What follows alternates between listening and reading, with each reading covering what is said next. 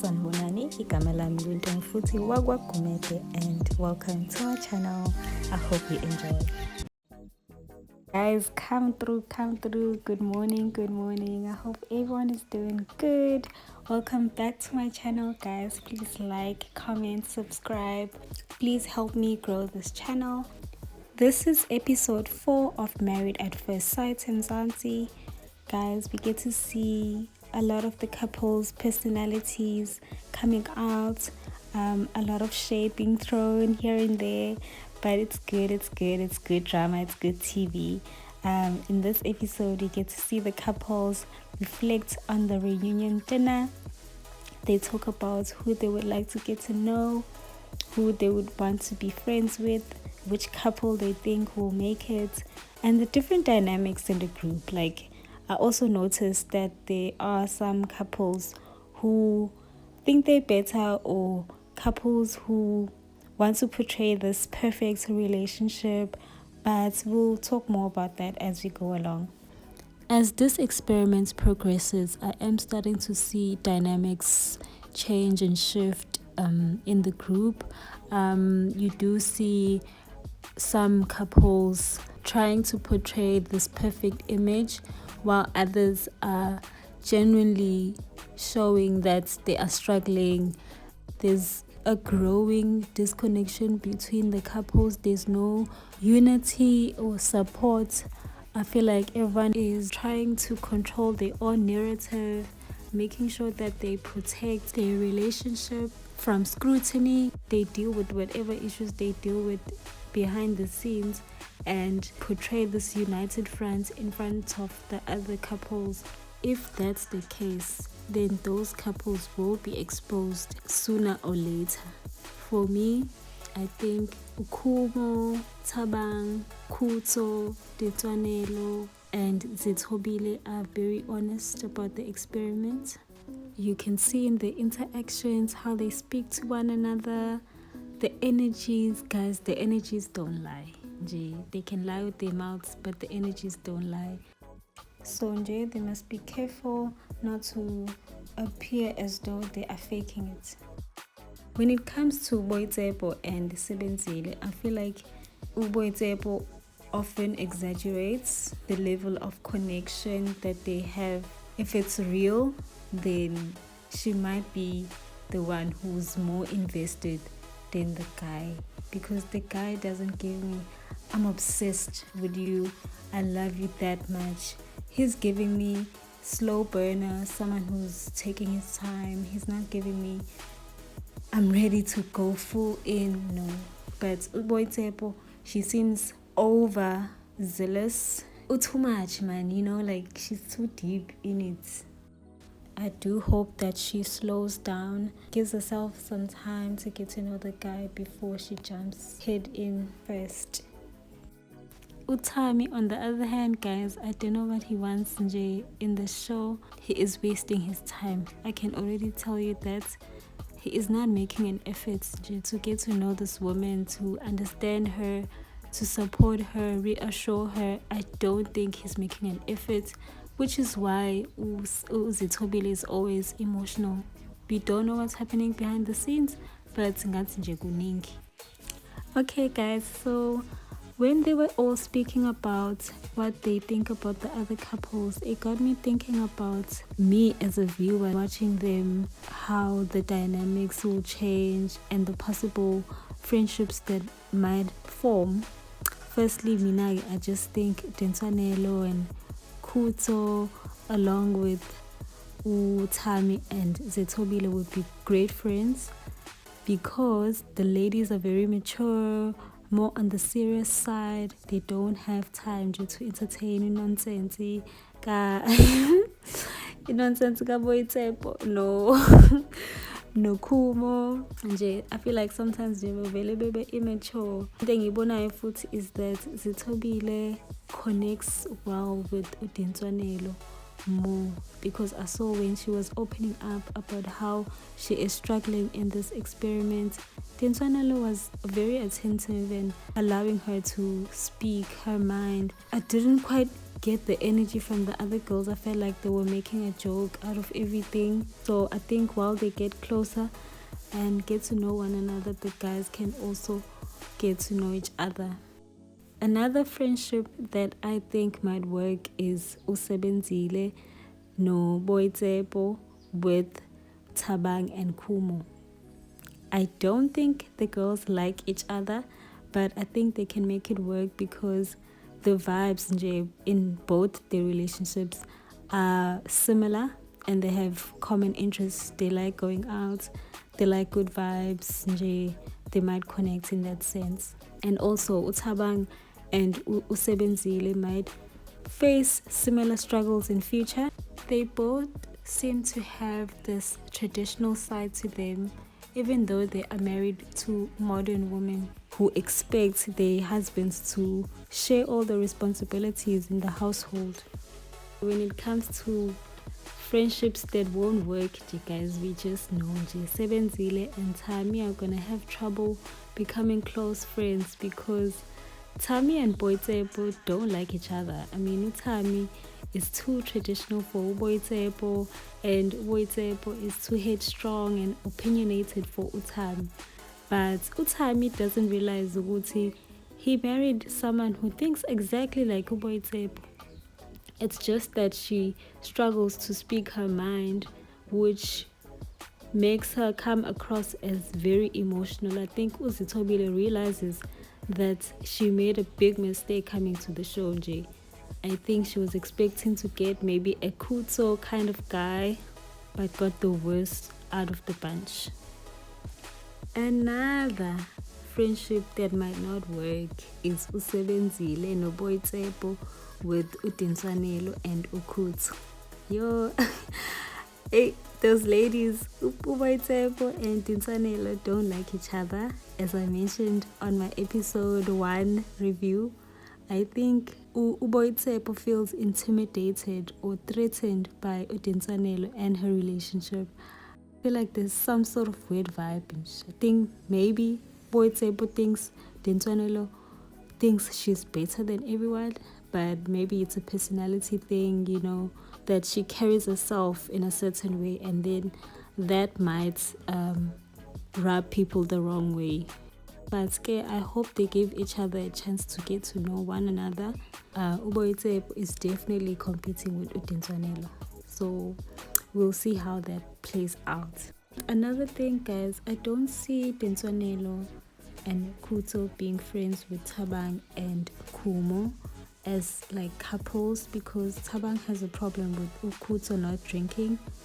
He mentions it every chance he gets. I'm sure he thinks not drinking is boring, and the fact that he can only connect with other guys through drinking, it leads me to believe that he might be using alcohol as a coping mechanism to avoid showing real emotions and being serious. So enjoy the couples things, I don't see it happening. I do see Kumo and Dinswanelo being great friends because they match each other's energies, very lovely personalities. There's a lot they can talk about, but they mustn't involve the men. Just a cute lunch date to reflect on everything happening with the couples, what they hope to gain from the experiment, without any negative vibes being added. I think they need to separate kancane and then reconnect with the other ladies after they've established a relationship together. And then Tami and Zitobile would not be friends with Ukumo and Thabang because they are always so negative. They're always disagreeing or complaining. Lapho Thabang and Kumo just want to have fun and laugh all the time. So I don't see that happening unless something changes with Utami and Nozitobile. So guys, later on the couples each received questions to dig deep about their relationships, past relationships. Ukuto and Udi did a good job of answering the questions that they were given. They were able to consider each other's feelings and have empathy for one another. To be honest, I just love the connection between them. it's growing naturally. You can tell that it's not forced. But I have to say that Dee really fell in love with Okuto during the honeymoon, because before that she wasn't really sure about him. As you can tell, Nje Kaale is on cloud 9. She even mentioned having a baby at dinner after saying no more babies in earlier episodes. So Ukumo no Tabang were struggling a bit. They were struggling to be vulnerable and not make jokes. Sonje, it was very disappointing to say the least, because I expected more. I expected them to take the experiment seriously by now. Ukumo said that they ended up incorporating alcohol into the activity. So okay, hey, it's clear Nje that the cracks are definitely starting to show, because they can't be serious about anything without making it a fun activity. They have to constantly revert back to their default setting, which is humor and good vibes. Then Usebenzile and Uboyitsepo also did very well answering the question they were given. Usebenzile was asked if he still had feelings for an ex, and he said yes, but said that it's not romantic feelings, but rather feelings of appreciation, because the person who was in his life really taught him things about himself, about relationships that he holds dear. Okay, so I thought that was genuine, it was real. I honestly believe Uboyitebo doesn't have anything to worry about when it comes to that ex. Kudos to Uboyitebo for giving him the space to explain without being defensive, and also making it clear that she does not approve of female besties. Tammy and Zitobile's turn came, and they were given a question about sex. The right time of the day to have sex for both of them. So Zitobile suggested early mornings, but it was clear Njobutu Tammy was not having it, because he feels like mornings are very inconvenient times for both of them, because they are sleeping, about to wake up to go to work. What really shocked me was when Uzitobile said that if he wants to be intimate with her, he must take it. He must just take it. Yo, I was shocked, guys. I couldn't believe that this was coming from our whole teacher. I'm just wondering, Jay, like, girl, are you serious, or are you just frustrated that he's pressuring you into sleeping with him? I don't understand. I need context. I need to see unedited scenes, because I feel like there's some parts missing to this conversation. Maybe pillow talk, I don't know, but I feel like there's more to this, Jay. That really took me aback. I'm still processing it. Zitobile is just not attracted to Tammy at all. The fact that they've only been intimate once on their wedding night until now speaks volumes. She even mentioned that she was not even ready to be intimate, but decided to do it anyway. I think maybe there's a deeper issue there that she needs to deal with. Self-esteem issues, a lack of self-love or something. But naye guy, he should have seen ukuthi akekho right. Maybe she's afraid of conflict or speaking up for herself, because she doesn't want to come across as rude, selfish, or emotional, like Tammy said. But honestly, Zitobile has traumas that she hasn't dealt with, and they are showing themselves in this marriage. Okay, so anyway, the dinner comes up and the guys were not holding back. This was my favorite part of the whole episode. Oh my gosh, I was even surprised at Kuto's responses, guys. Like, yo, the guy had the guts, guys, the audacity to say the things he said. But okay, while the ladies were busy throwing subtle jabs, throwing shade, and keeping it cute for the people, some of the guys felt really comfortable to speak about how they first felt when they saw their wives. Ish, we know how looks matter the most when it comes to guys. If you are not what they ordered, they will take one bite and throw you away. If they don't throw you away, they use and abuse you. So obviously, Tammy was the first one to speak. He said that he was very disappointed when he first saw Uzitobile because she was plus size. Yo, guys, ngiyantshela. A whole time he said that. But maybe it was the frustration of struggling to connect with her. Maybe he's done with her, so that's why he's speaking like this. But I felt like it was a low blow because he was saying this in front of the other guys. So obviously they're gonna go and tell the girls, and it's gonna come back to her, and it's not gonna feel good when she hears that. Tammy, you are also not Zitobile's cup of tea. You know, she really tried to make it work until you told her that you want to take her to Dubai, and then you had her take clothes off of you like you were a baby, and then you wanted some of her money. So when Anje, you want a submissive provider wife. Lapho Zitobile didn't find Tammy attractive, but we didn't see her body shaming him. She only made that comment about his skin tone, I think, but that was it. Hey guys, then Ukutso gains the courage to speak up and says that he likes big bums. Yo guys, Ukutso njengimthande too layers. I was not expecting that of all things. He says that he didn't get a good look at Dee's bum on their wedding day because the dress was not fitted. Yo, so now I'm thinking, why would he mention that unless he didn't get what he ordered?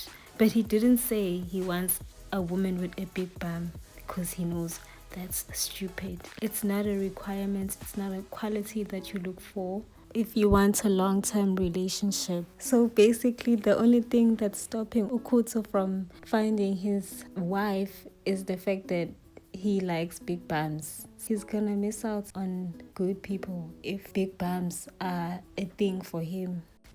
But I'm so glad Usebenzile and Tamang was smart enough not to say negative things. It was almost as if Utami was baiting them to say negative things about their women. But I'm so glad Sebenzile and Tabang caught on to that and just kept it very positive and short and simple. This is why I do not like Utami. He goes on to tell the guys about his intimacy issues with Uzitobile, exposing the fact that she said intimacy is about pleasing the man first. If he wants to sleep with her, he must take it. Guys, it's just clear Uguti, it's not gonna work between them. They must just go their separate ways before it gets ugly, guys. It's gonna get ugly after this.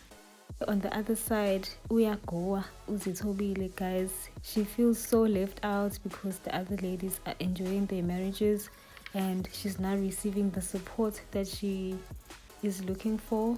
But on the other hand, I don't know what she wants them to say. You know, like if they really are enjoying their marriages, like, and you're the only one who isn't, Guba tricky, because then how are we supposed to be happy and comfort you at the same time? But I think it's time for Zitobile to just leave the experiment. Overall, I enjoyed this episode. I think there was more depth, more personality, and more drama.